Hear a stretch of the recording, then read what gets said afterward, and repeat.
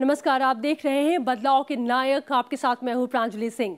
हर किसी ने अपने बचपन में कोई ना कोई कॉमिक्स जरूर पढ़ा होगा और किसी ना किसी सुपरमैन से आप इतने प्रभावित रहे होंगे कि आपने भी अपने बचपन में मान लिया होगा कि जो आकाश में उड़ता हो या फिर फौलाद की तरह जो मजबूत हो, जो पलक झपकते ही एक झटके में दीवार गिरा देता हो, वही सुपर पावर रखने वाला योद्धा ही नायक है। पर बदलाव के नायक इन सब से अलग हैं। वो योद्धा तो हैं, पर उनके काम करने का तरीका जरा अलग है। उनके पास कोई आसमानी शक्ति तो नहीं, पर उनके भीतर की शक्ति ही उनकी ताकत है। आज बदलाव के नायक में हम आपको मिलवाएंगे ऐसे ही कुछ लोगों से।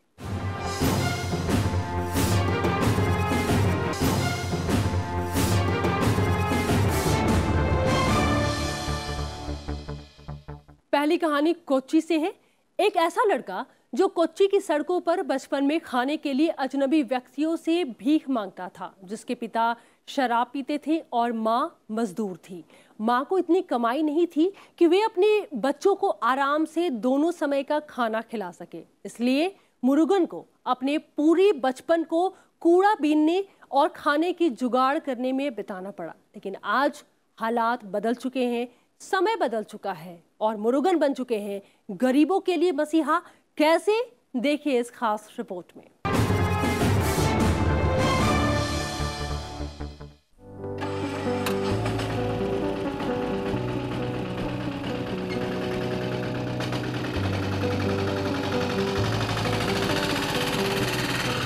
हर सुबह जब मैं अपना ऑटो रिक्शा लेकर शहर की सड़कों पर निकलता हूँ, तब मेरी आंखें केवल सवारियों को ही नहीं ढूंढती, बल्कि वे ढूंढती हैं उन बच्चों को जिनके नन्हे हाथ किसी के आगे भीख मांगने के लिए फैले होते हैं।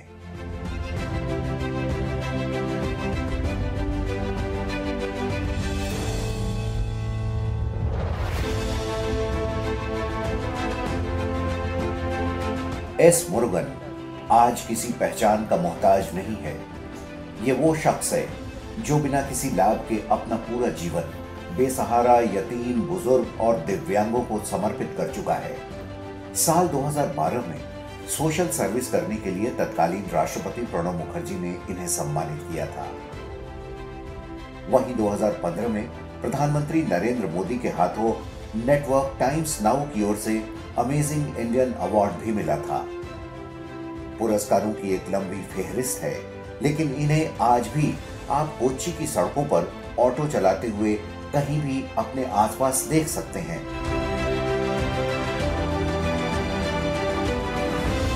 मुरुगन ने अपना बचपन अनाथालय में बिताया। कुछ समय बाद उन्होंने चाइल्ड लाइन में काम करना शुरू कर दिया। यहाँ 7 साल काम करते हुए उन्होंने कुछ बचत भी की और इससे एक ऑटो रिक्शा खरीदा। ऑटो रिक्शा इनकी आजीविका का जरिया ही नहीं है, बल्कि एक खोज है।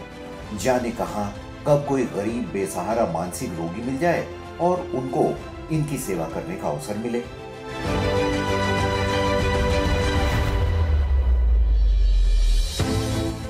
मुरुगन ने दूसरी ओर सड़कों पर घूम रहे अनाथ बच्चों, बुजुर्गों और मानसिक तौर पर कमजोर लोगों को रेस्क्यू करना शुरू किया।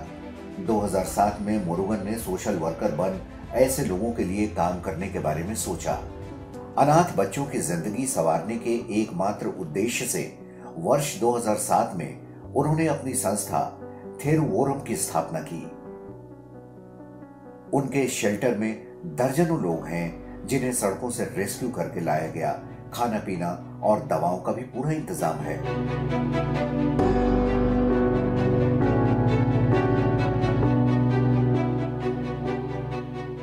I am auto driver in Kochi. I was living in the small in life. My life is childhood is street. I was living in the street, and 10 years I was living in the orphanage. And अभी मैं वो auto driver में street में working करेगा। My NGO name is तेरवोरो NGO. 21 years I was working in the street and 20,000 people I was rescued from the street. Murugan अक्सर ऐसे लोगों को नहलाते हैं जो बेहद गंदे हैं, मानसिक रूप से विक्षिप्त हैं, गरीब हैं। वो उन्हें साफ कपड़े देते हैं। हमारी आंखों के सामने एक ऐसा बुजुर्ग उनके द्वारा रेस्क्यू करके लाया गया जो बेहद बुरी हालत में था। उससे बदबू आ रही थी। नाम मात्र के चीथड़े पहन रखे थे उसने, लेकिन मुरुगन ने उसे अपने हाथों से नहलाया धुलाया और स्वच्छ कपड़े पहनने को दिए। इसके बाद फिर उन्हें मेंटल हॉस्पिटल या सेंटर तक वो ले जाते हैं। मुरुगन ने बताया कि वे ऐसे मामलों में स्थानीय पुलिस की अनुमति भी लेते हैं। शेल्टर, फूड, कपड़ा और जॉब, और some people is street come here and mental treatment, some people is coming here the mentally retired, some people relative we find out back to the home, and the Jharkhand people is Kochi coming in Jharkhand, Orissa, Gujarat, Delhi, Tamil Nadu, Karnataka. India is all over India is people coming here, the beggar people or other people. Lockdown के दौरान मुरुगन ने उल्लेखनीय काम किया और हजारों बेघर लोगों को उनके घरों तक पहुंचाया। जाने ही कितने मासूमों का बचपन इन्होंने खोने से बचाया है। इनकी ये सेवा पिछले 18 सालों से जारी है। पिछले 18 वर्षों से अब तक राज्य और शहर के अलग अलग कोने से कई हजार बच्चों को उनकी पुरानी जिंदगी से निकालकर एक बेहतरीन जीवन देने की कोशिश कर रहे हैं मुरुगन। दुनिया में ऐसे अनेक लोग हैं जो गरीबी खत्म करने के लिए पर्याप्त समृद्ध हैं, लेकिन कम ही लोग इस दिशा में कुछ सोच पाते हैं। एस मुरुगन ऐसे चुनिंदा लोगों में से एक हैं, जिनका लक्ष्य बेसहारा बच्चों को न सिर्फ एक आश्रय प्रदान करना है, बल्कि समाज में बदलाव लाने का भी है। और जब तक वो इसे प्राप्त नहीं कर लेते, तब तक रुकेंगे नहीं। नर सेवा ही नारायण सेवा है। अपने लिए तो सभी जीते हैं, लेकिन कुछ लोग ऐसे आज भी हैं जो दूसरों के लिए जीते हैं। कोच्चि के रहने वाले मुरुगन ने पिछले 20 सालों में 20,000 लोगों का सहारा बन करके ये कारनामा कर दिखाया है। सिद्धार्थ झा, संसद टीवी के लिए। अगली कहानी बिहार से है। बिहार के मधुबनी जिले के देवेश कुमार झा ने कुछ ऐसा कमाल किया है, या फिर आप कह सकते हैं कि उन्होंने कुछ ऐसी उड़ान भरी है जिसके बदौलत अब उनकी सराहना WHO, यूनिसेफ और भारत सरकार भी कर रही है। पहले तो उन्होंने रोबोटिक्स और ड्रोन सिस्टम से खेती करने की पद्धति को विकसित किया। उसके बाद कुछ ऐसी भी उनकी योजना है जिसके बाद दूसरे देशों का सहयोग उनकी कंपनी को भरपूर मिल रहा है।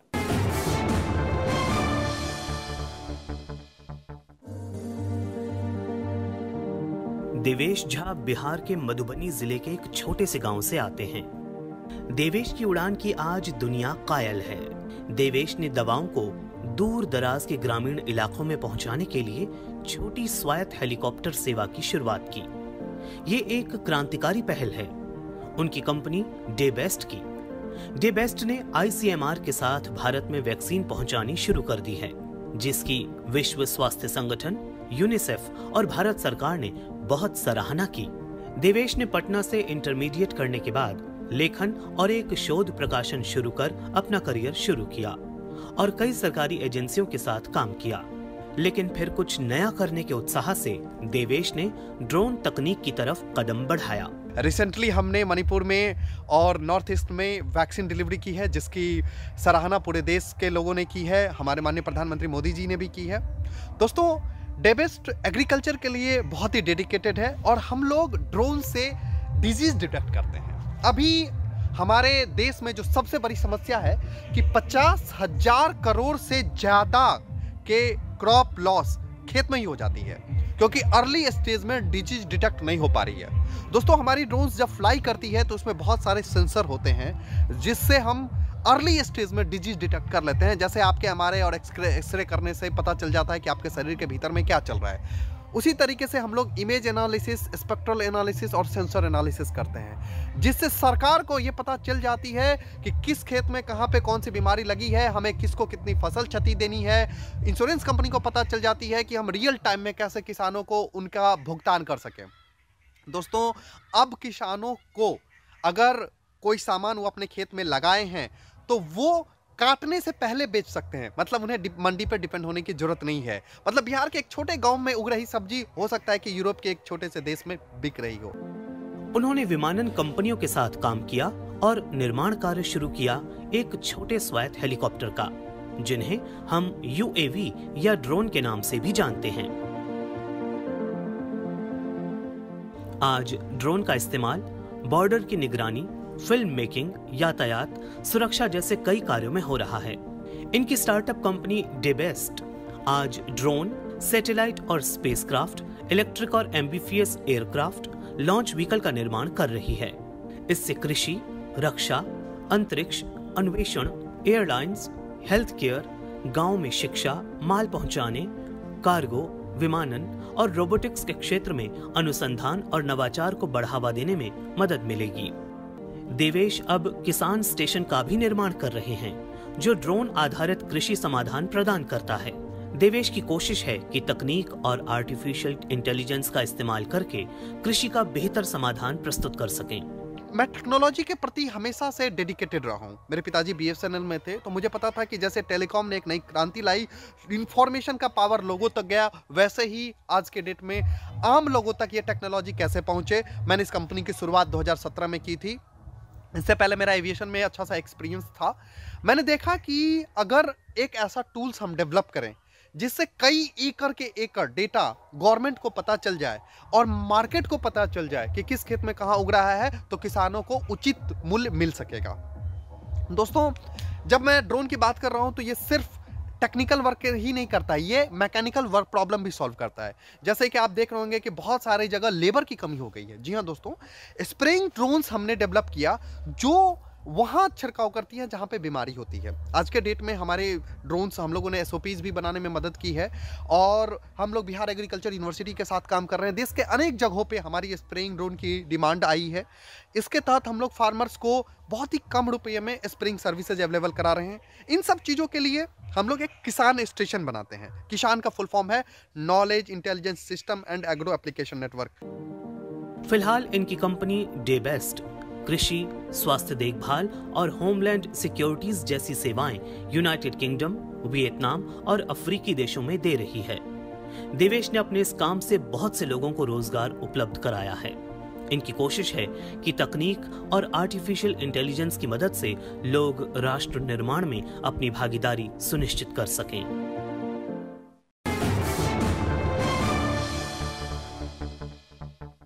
यहाँ पर वक्त है एक छोटे से ब्रेक का। ब्रेक के बाद हम आपको मिलवाने वाले हैं एक ऐसी महिला से जिनकी सोच ने एक बार फिर से सबको सोचने पर मजबूर कर दिया है। उन्होंने बताया है कि पुरुष और महिला ठीक है एक दूसरे से अलग है, लेकिन क्यों, ये सबसे दिलचस्प है।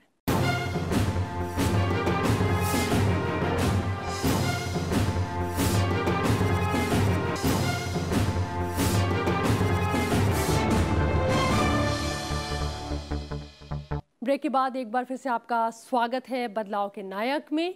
अब आपको हम मिलवाने जा रहे हैं हिमालयी क्षेत्र के दशरथ मांझी से, जिन्होंने अपने दम पर पहाड़ काट करके 38 किलोमीटर लंबी सड़क बना दी है। यह कहानी है लद्दाख प्रदेश के बुजुर्ग लामा की, जिनकी हिमाचल की लाहौल स्पीति घाटी सहित आसपास के राज्यों में भी सराहना हो रही है।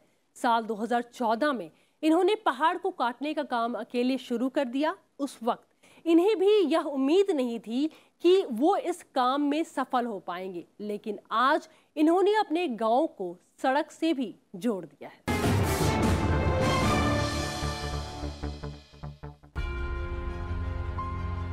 पहाड़ का किलोमीटर आप भी जानते ही हैं कि कितना कठिन होता है, लेकिन वो उत्साह जज्बा ही क्या कि पहाड़ काटकर कोई सड़क न बना दे। ऐसे ही हैं लद्दाख की जंस्कार घाटी के स्तोंगदे गांव के 70 वर्षीय लामा सुलटिम छोजोर। जंस्कार घाटी के ये मेमे छोजोर हैं। इसका अर्थ है दादा छोजोर। 38 किलोमीटर लंबी इस सड़क में केवल श्रमदान नहीं हुआ, बल्कि ये मार्ग लामा की चल अचल संपत्ति से भी बना है। आजादी के कई साल बाद तक जब जंस्कार घाटी सड़क से वंचित रह गई, तो लामा सुलटिम छोजोर ने 2014 में खुद इसके लिए पहल की।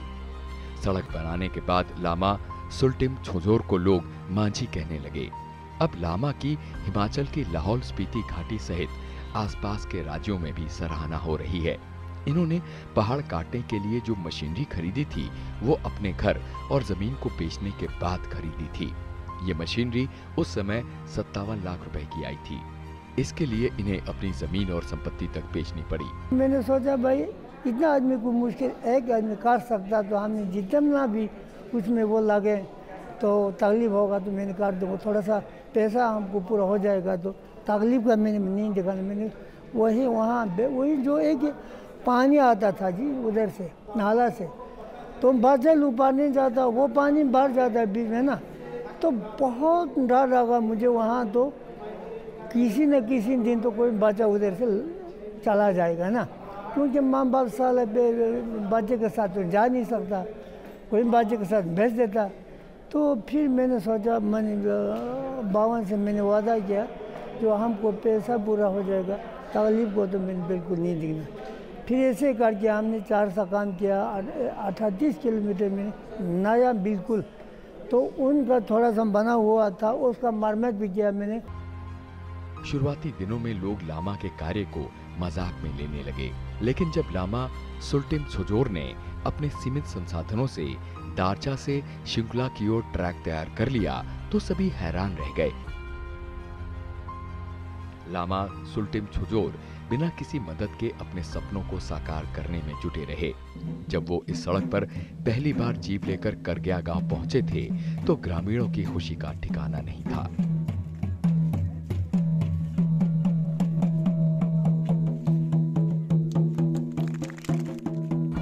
लामा सुल्टिम छुजोर को लद्दाख का दशरथ माझी कहा जा रहा है।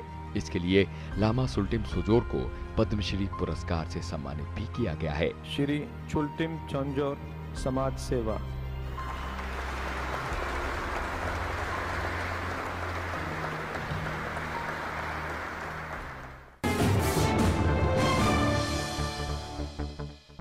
और अब खबर 7 समंदर पार की, और उसमें बात होगी मिहेला की, जो मोल्दोवा गणराज्य में 3 सालों से सांसद रह चुकी हैं। मिहेला राष्ट्रीय सुरक्षा, रक्षा और आंतरिक मामलों पर काफी लंबे समय से काम कर रही हैं। वो कहती हैं कि मैं नहीं मानती कि महिलाएं पुरुष से बेहतर हैं या पुरुष महिलाओं से बेहतर हैं, बल्कि ऐसा कोई काम नहीं जो कि एक महिला नहीं कर सकती है, बस यही समझ का फेर है। वो आगे कहती हैं कि हम सिर्फ 21 महिला सांसद हैं जो बिना किसी कोटे के चुनकर आई थी, और मुझे इस बात की काफी खुशी है कि अब ज्यादा से ज्यादा महिलाएं रक्षा और आंतरिक सुरक्षा पर काम कर रही हैं, और हमें समानता चाहिए, न कि कोई कोटा। और अब इस बात को देश और समाज बखूबी समझ रहा है, जो एक अच्छी शुरुआत है। मिहेला काफी बेबाक है, उनके विचार लोगों के लिए सीख है। कहीं ना कहीं वो समाज में अपने विचारों से बदलाव लेकर आ रही हैं।